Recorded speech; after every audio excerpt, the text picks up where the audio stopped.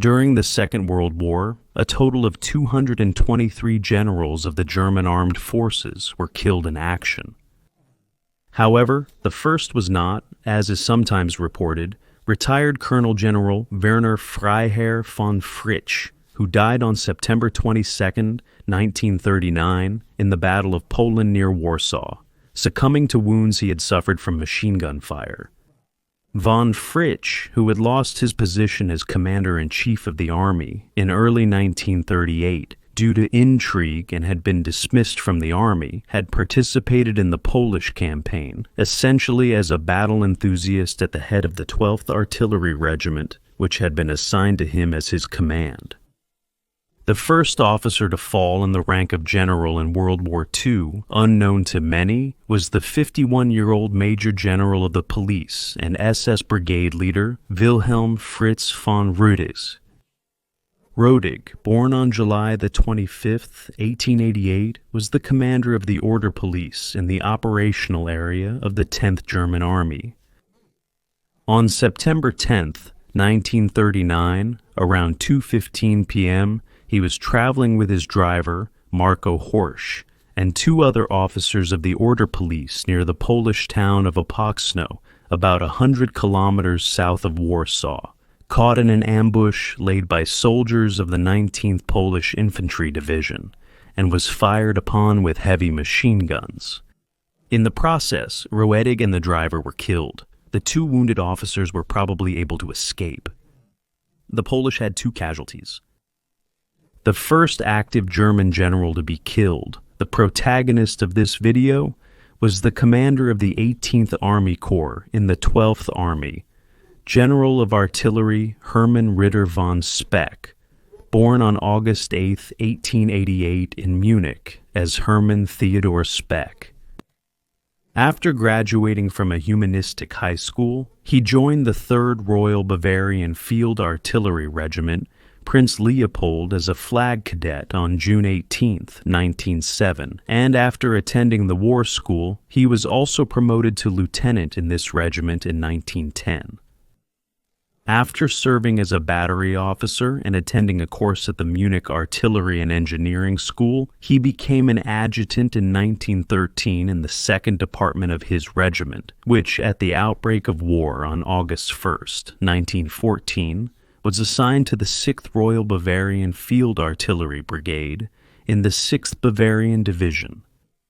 Then, during the border skirmish in Lorraine from August 8th to the 19th, Lieutenant Speck had played a decisive role in the success of an attack by the Bavarian 10th Infantry Regiment King Ludwig in the Battle of Grand Couronne near Nancy on September the 7th, for which he was awarded the Knight's Cross of the Military Order of Max Joseph.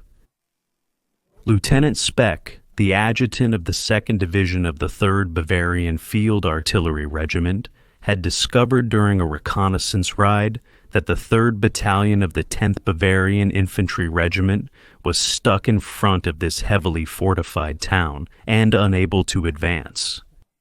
After nightfall, he decided on his own initiative to bring up 2 guns and open fire on the houses in the village from close range. The defenders were demoralized by the surprise attack and cleared the village. The German infantry moved in at midnight. Thanks to the brave intervention of the leader of the 2 guns, they were spared a costly house-to-house fight. Hermann Speck was awarded the highest military decoration of the Kingdom of Bavaria, and, like his father, Major General Maximilian Ritter von Speck, a generation earlier, was elevated to the personal rank of knight and henceforth known as Ritter von Speck. Promoted to first lieutenant on May 19, 1915, He served in various positions in the Bavarian field artillery on the Western Front. On August 25th and September 8th, 1916, he was wounded by infantry ricochets, so-called blunt shots, and was awarded the Wounded Badge in Black. Ritter von Speck ended the First World War as a captain.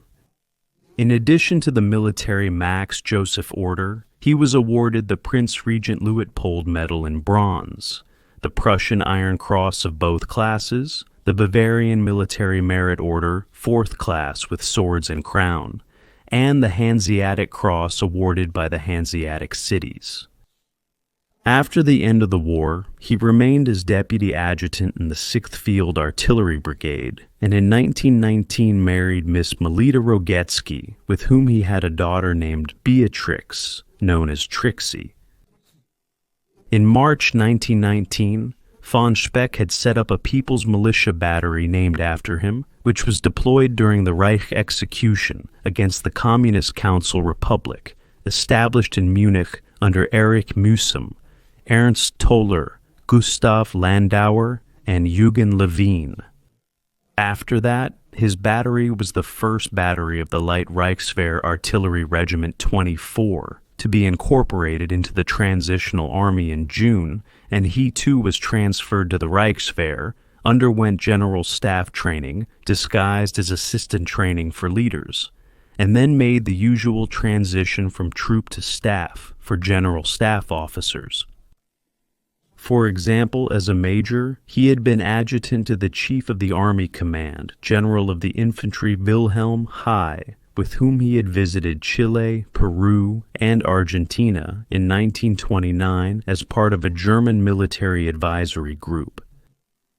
Promoted to lieutenant colonel on February 1, 1932, he then served on the staff of the Berlin 3 Reichswehr divisions. 2 years later, as the first general staff officer, briefly 1A, on the staff of the Munich 7th Division. After further assignments in the Reichswehr and promotion to colonel on April 1, 1934, he was promoted to major general on August 1, 1937, and appointed as artillery commander 17 in Nuremberg. On March 1, 1938, he became the commander of the 33rd Infantry Division, which was established in Darmstadt on April 1, 1936. On June 1, 1939, he was promoted to lieutenant general. Just before the France campaign began on May 10, 1940, he took over the leadership of the 43rd Army Corps, which was established in mid-April and which served as the front reserve of Army Group A until May 31st, during the first phase of the Western Campaign. Then, on June 5th, he took over the 18th Army Corps from the seriously ill General Eugen Bayer, who died on July 25, 1940, in Salzburg. This choir, which was reorganized into the 18th Mountain Corps on the 1st of November, led the Stuttgart 25th Infantry Division and the Breslau 81st alongside the choir troops. Just on the day when Lieutenant General von Speck had taken over command, the second phase of the German Western Offensive, the so-called Battle of France, began after the successful completion of the first phase with the occupation of the Netherlands and Belgium. On the 5th of June, his corps advanced from the area southwest of Laon in a generally southern direction towards Pinot and Chavignon.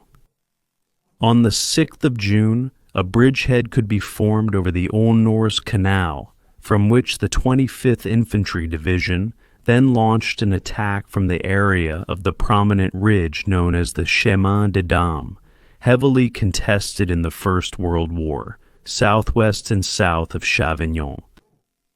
Along the Chemin des Dames, French resistance had stiffened, with 2 French tank battalions even managing to penetrate the flank of a German infantry division between Vauzion and Pignot. However, both French units were almost completely destroyed by attacks from German dive bombers Ju-87. By June 7th, the French positions on the Chemin des Dames had been breached.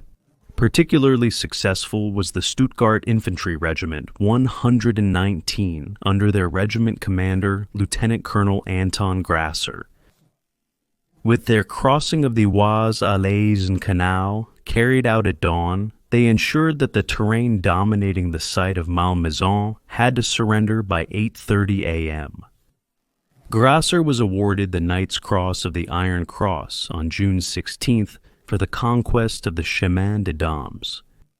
At the end of the war, the Oak Leaves bearer, Grasser, as a general of the infantry, commanding general of the 72nd Army Corps, was then appointed from 1950 to 1953 as the first inspector of the newly founded Federal Border Guard. By June 9th, 40, parts of Speck's 18th Army Corps had reached the Aisne at Missy-sur-Aisne, about 10 kilometers east of Soissons. After the Corps had crossed the Ouse River west of Fère-en-Tardenois, their foremost parts reached the Marne between Château-Thierry and Dormans on the 10th. On the 13th of June, a further bridgehead about 3 kilometers deep and 10 kilometers wide could be formed on the south bank of the Marne east of Château-Thierry, from which the Corps broke out in the direction of Esternay-Cezanne on the 14th of June. After reaching the Yonne River on the 15th, news reached them that Paris, which had been declared an open city, had already fallen without a fight on the 14th of June. However, this did not mean the war was over. How was the situation on the French side? On the night of the 12th to the 13th of June, the commander of the 4th Army Group, consisting of the 2nd and 4th Armies, General Charles Hunsiger, received orders from the commander-in-chief of the French forces, General Maxime Weygand, to establish a defensive front north of the Yonne River. This was intended to give the French units, which were retreating over all the bridges of the river, time to reach the next natural obstacle, the wide Loire, after which Weygand wanted to form a continuous defensive front from Caen to the Swiss border. However, what had flowed back from the front in the east were shattered, disillusioned French units, who were now struggling to build a halfway usable resistance line of infantry, tank, and anti-tank units on the Yonne and Vaune rivers. But hardly had they been set up here, they had already been smashed by German tank units on the evening of June 14th. And after parts of the 7th French Infantry Division had taken up position at the bridge at Pont-sur-Yonne, these were the already heavily reduced French infantry regiments 93 and 130. The German units had instead crossed the Yonne 2 kilometers upstream at 22:45. Then came Saturday, June 15th. From 5:30, Stuckers had attacked the Yonne Valley and bombarded the towns of Mizzy-sur-Yonne, Villeneuve-la-Gouillarde, Pont-sur-Yonne, Sens, and Joigny from north to south.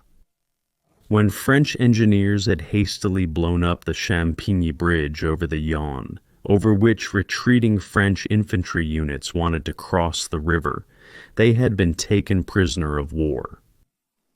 In the meantime, forces had been brought up to support the 7th French Infantry Division from the Light 4th Mechanized Division with the task of defending the bridge at Sens, blocked with tree trunks, and monitoring those at Véron and Villeneuve-sur-Yonne.